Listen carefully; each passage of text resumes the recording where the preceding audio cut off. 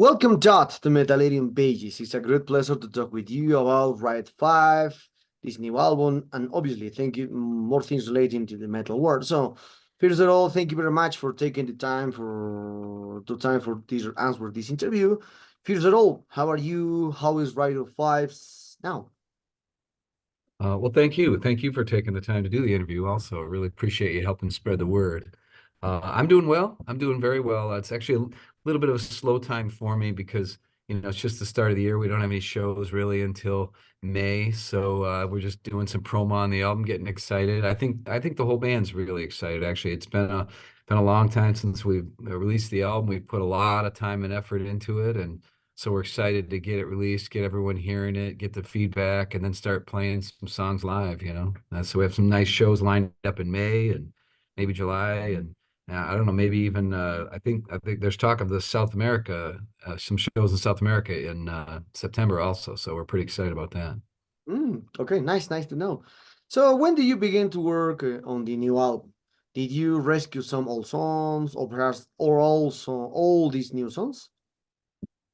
It seems like, from Armor of Light, we actually had about three or four songs that we didn't end up using. But we really didn't go back to them. They're just cast off demos, I guess, at this point. So we ended up starting all new. Although we did hit the ground running a while ago. We actually had probably most of these songs written before the pandemic hit. Mm. But then when the pandemic hit, it just kind of took the wind out of our sails, so to speak. We, we knew we wouldn't be able to go out and promote the album. And there was just a lot of crazy stuff going on in everyone's personal lives and stuff. And even in 2021, really, it was still tough to play shows. And so we kind of purposely didn't really want to release an album at a time when we wouldn't be able to tour to support it.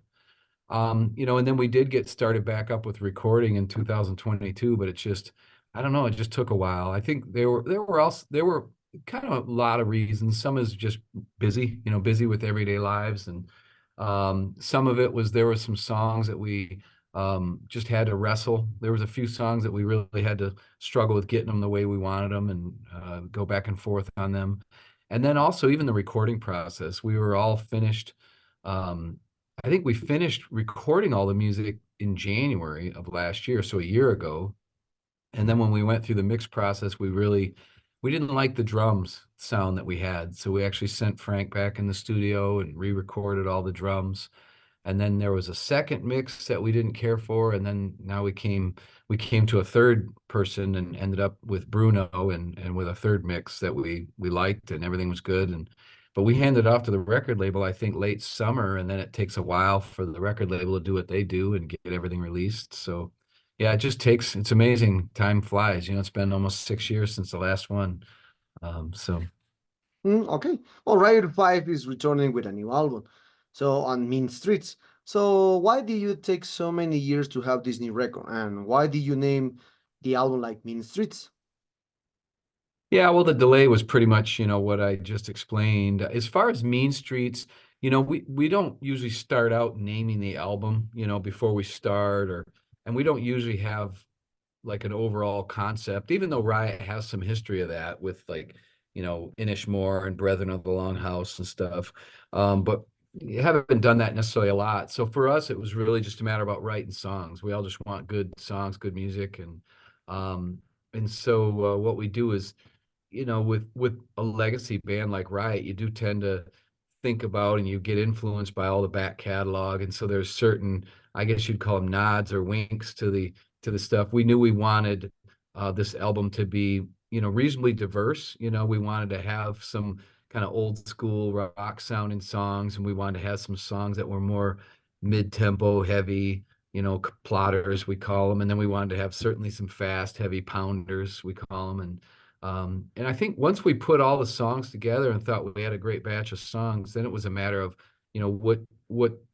what song do we think is pretty representative of Riot? Which name would be a good album cover, and which name, would give us a good idea for an image for the album cover too. And I think that's when Mean Streets We ended up deciding on Mean Streets just because we thought it would give us a cool album cover concept. Donnie, the bass player, came up with the idea of the gang of, we introduced the gang of SEALs on the last album, Armor of Light. Before that it was just one. Now last album became a gang, and now it's a gang of SEALs on motorcycles. So, we just kind of keep evolving it, I guess. Okay, nice, nice.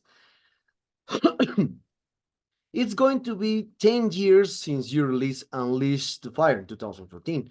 So probably at that time you were wondering how Riot's fans were going to react. And now you are releasing a third album with the same lineup. So and keeping on the legacy for McReal. So how are you feeling with the fans' support until now? And how are you feeling with the fans' reaction to these new singles until now? Yeah, it was definitely a question at first. I was announced as the new singer, reformation of Riot. And Mhm. that's when we announced the notion of adding the V, the Roman numeral V for five, Riot 5 to the name. And, um, we weren't sure what fans were going to think really back then, but we did have, before we ever released an album, we played our first four shows in February. I'm pretty sure it was February of 2014. And we got a really good response. We played our first show in Brescia, Italy, and the next one was in Wurzburg, Germany. And then we played in Athens and then in Thessaloniki, Greece. And we just had a really great response from the fans. People accepted us with open arms. And there was just a lot of energy. We had already been working on the album. I'd written quite a few songs even by then. And so when the album finally did come out, we were actually, pretty, I think, pleasantly surprised. People were very supportive, and people liked the album, and they were very supportive. And so since then, I think it's just grown, and it is a little unique. This is the third album in a row with the same lineup, which is a little unique in Riot's history, because I don't know that that's ever happened, actually. I mean, even after the first album, there were changes, and so yeah, the changes in the lineup have been really constant. So it's hard, so I think that part's really good. So yeah, like I said, and so far, the first single was kind of a heavier song called High Noon, and we've had a lot of positive response to that. And now that we have the second single out, Feel the Fire, we seem to be getting a lot of positive responses on that too. So like I said, we're just excited that people are still with us and still wanting to see us live, and wanting to hear more music from us. And I think that's one of the exciting things for me, is that as a newer member of the band, but as someone who's contributing and trying to continue and add to the legacy of Riot, when we play shows, people sing our new songs back to us too. It's not just the old ones, they want to hear the new ones too. So that feels good. Hmm, great, great to know. A lot of things happen. So I had the chance to listen to Mean Street, and I found elements and songs that remind me to Riot's albums from a different eras. So how is the process of compositions and recording songs in order to keep the legacy of Riot's sound? The two main writers, I guess, of the music would be Donnie, the bass player, and then Mike Flint's the guitar player. Um, and I guess it's tough for me to speak exactly to their writing style, exactly how they do it. I know for me personally, usually stuff just starts with things coming into my head, and you start to think of a riff, or you think of something, and then you come and try to reproduce it on an instrument. And I think what happens is, we're like any human being. We have a diversity of thinking and thoughts and inspirations.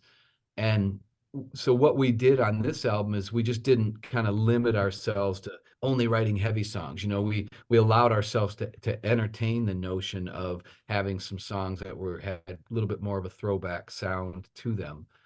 So when you look at a song like Lean Into It, that was one where Donnie had written the music to that.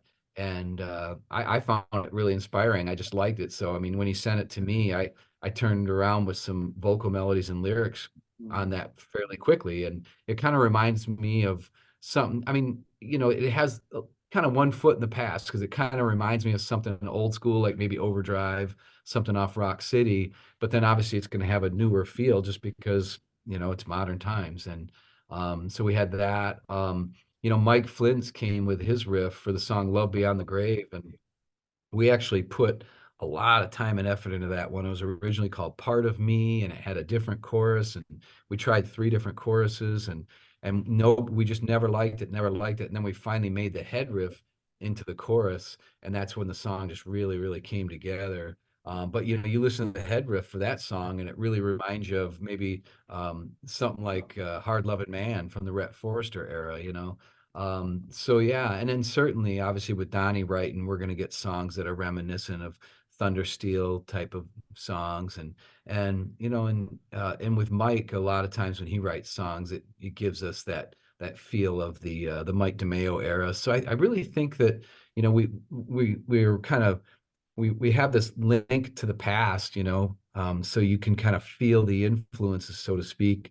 But then we're just trying to bring it into the future and write some new songs that people are going to enjoy. Hmm. Well, yeah, you are right.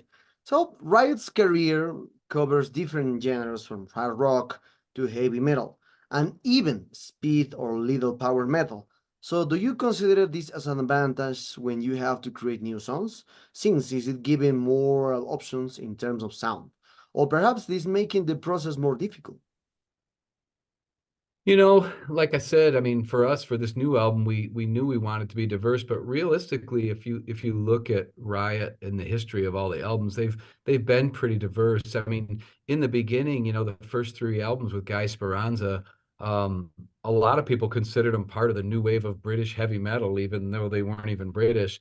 But it was just because it was a special kind of rock. Like it was kind of hard rock, but it was fast. There was a lot of faster songs on it. Mark Reilly loved to play fast. And when you look at the Rhett Forrester era, that's one thing that was unique about Mark Reilly is as different musicians came into the band, he was a little bit like a chameleon where he would kind of change his writing style to meet the people that he's with. And so when Rhett Forrester came in the band, he had more of a bluesy, raspy voice. So Mark started to write more of that type of hard rock and bluesy inspired music. And Mark was also the kind of guy that was always learning and advancing his guitar playing. And in the 80s, there was all that guitar virtuoso stuff going on. I understand that he was influenced by, even people like Yngwie Malmsteen and stuff like that. And I think that was part of the push, where he and Donnie got together and then ended up coming up with the whole Thundersteel thing. That was a pretty decent departure for Riot to get into more like a power metal style.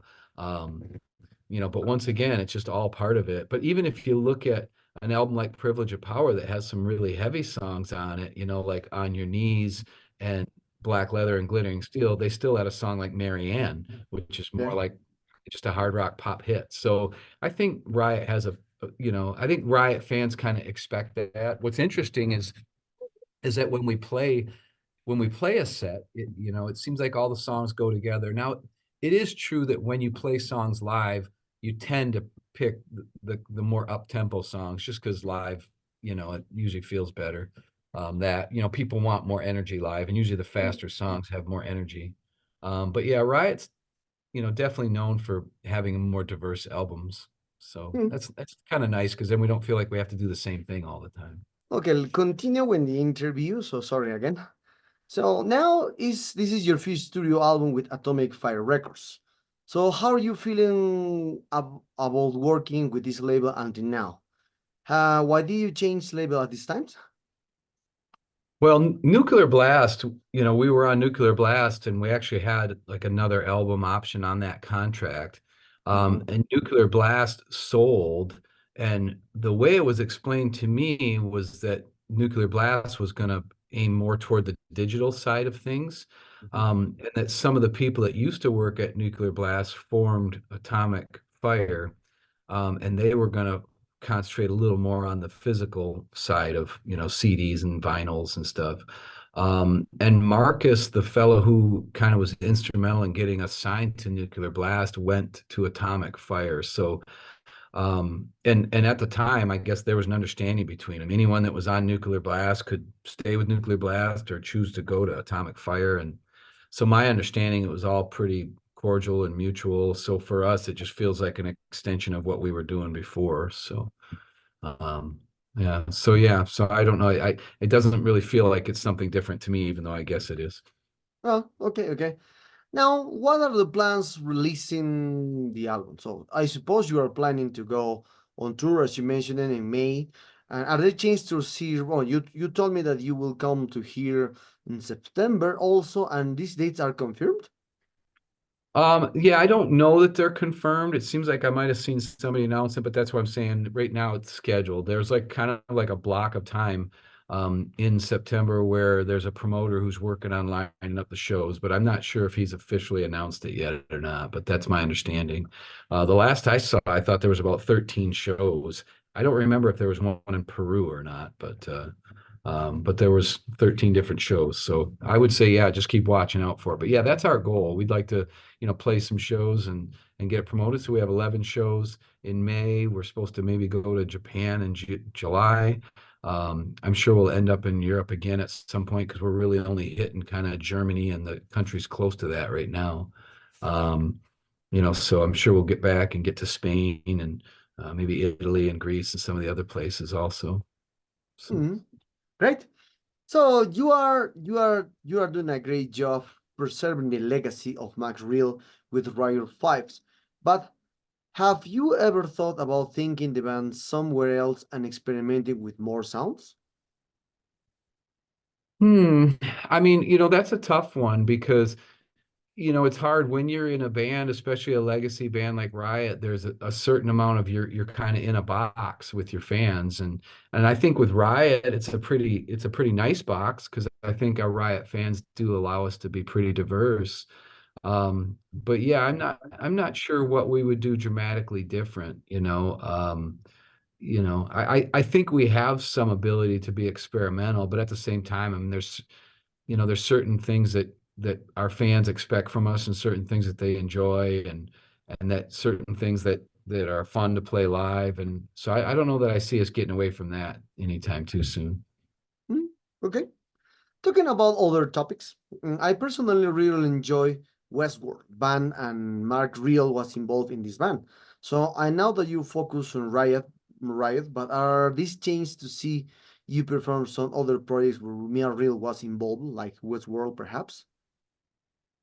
The guys have never talked about that, and I would say it's probably wouldn't happen just because there's so many. This is the 17th Riot album. So when we play out, usually like if we headline and play for an hour and a half, 2 hours, it's usually around 19 or 20 songs, sometimes 21, 22.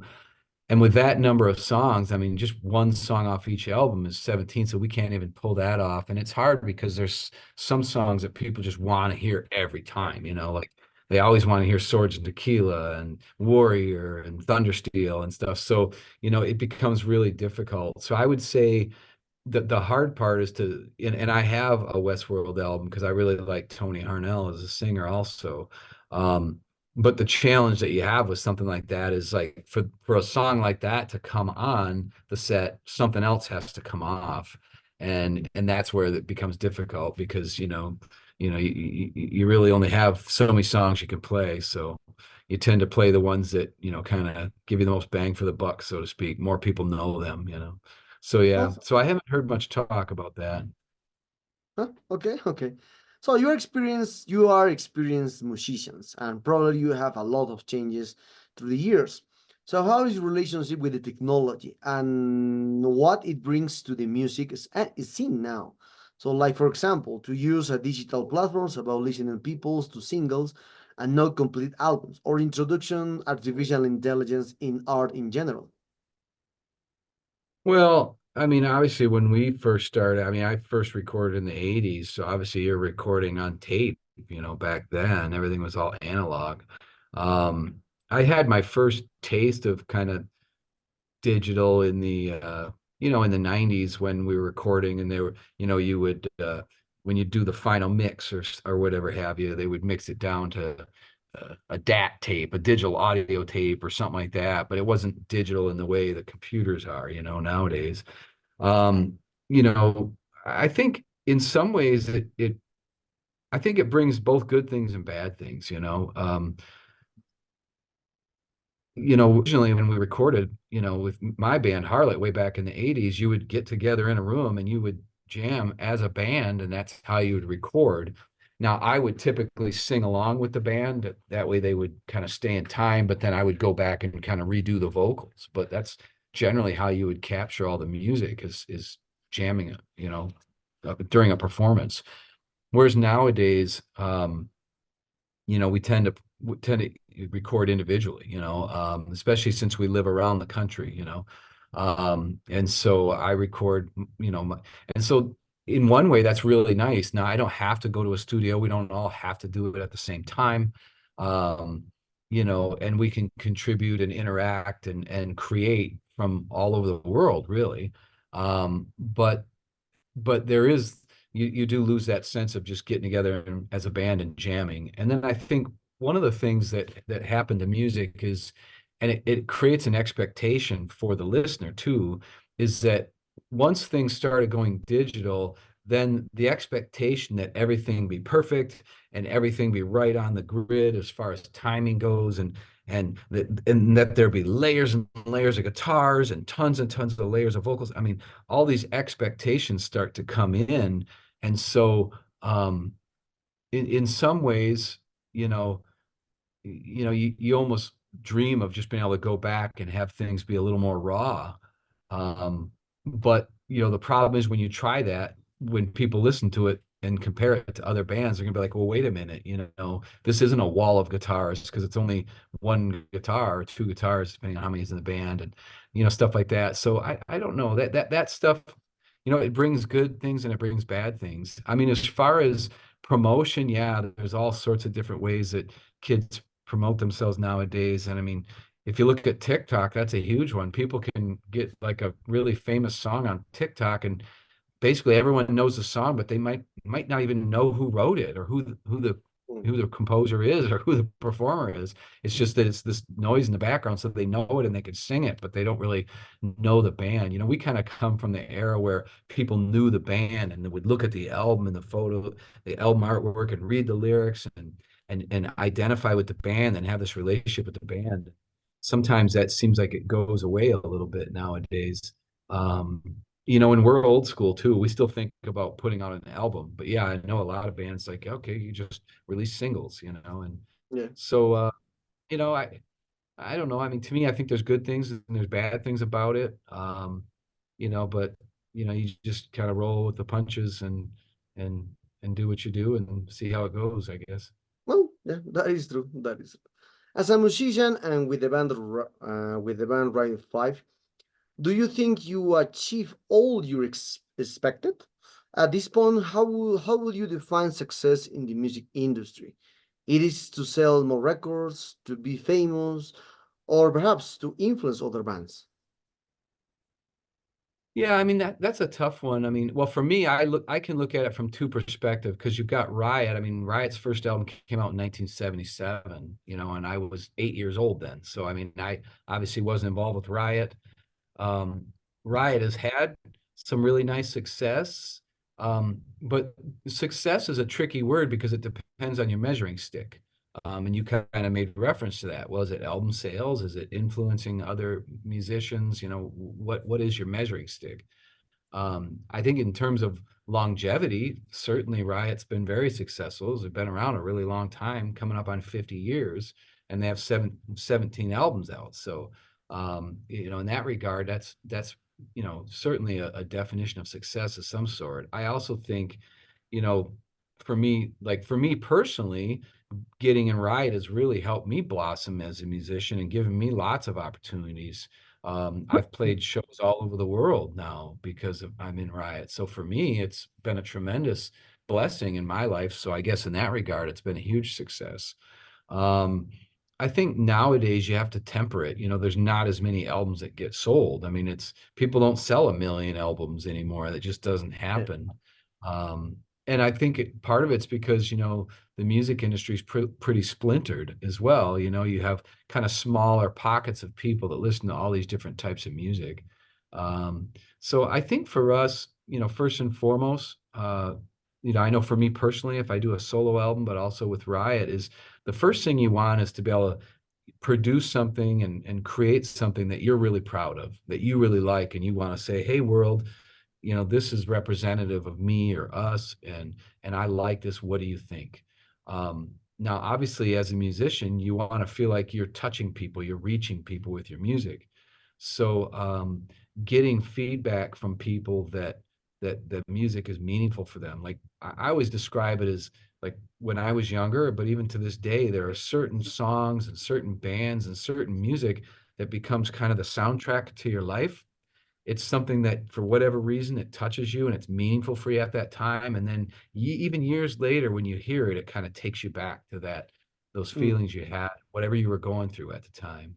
And so in that regard, to me, having people that were touched by your music, that's certainly a definition of success. And then having people like fellow musicians or whatever that want to cover your songs and say that that your music and your style and your whatever influenced them and gave them the desire to want to create and produce music. I think that's certainly a nice definition of success too. So, but yeah, I think realistically, I don't think we base our success on us making millions of dollars doing it, because I don't think that's ever going to happen nowadays. Mm. Okay, nice to hear. Well, Todd, the sad times arrive at this interview. I hope you enjoyed this interview like me. Thank you very much for your time. This album is a great one. Congratulations on it. And before we finish, is there anything you want to say to your fans in Latin America and obviously Metal followers? Yeah, I just want to say, hey, thank you well, to you, Javier, for having me on this interview, but also and taking the time to do it. But also we see the posts from people, come to Peru, come to Colombia, and we kind of did a few shows in 2016. I'm definitely excited to maybe get to do some shows again in September. If we do, I hope everybody can come out. But we feel the support and we feel the love and we really appreciate it. Um, this is a passion project for us. It's not like we're making a living doing it. We're doing it because we love to play live. We love to honor Mark, continue the legacy, and so when people buy the albums, come to see us live, and post great comments and stuff on social media, and that, it just gives us the energy and the inspiration to keep going on. So as long as people are there and they're wanting to hear it, we're going to do our best to keep it going. And so just thanks to everyone for their support.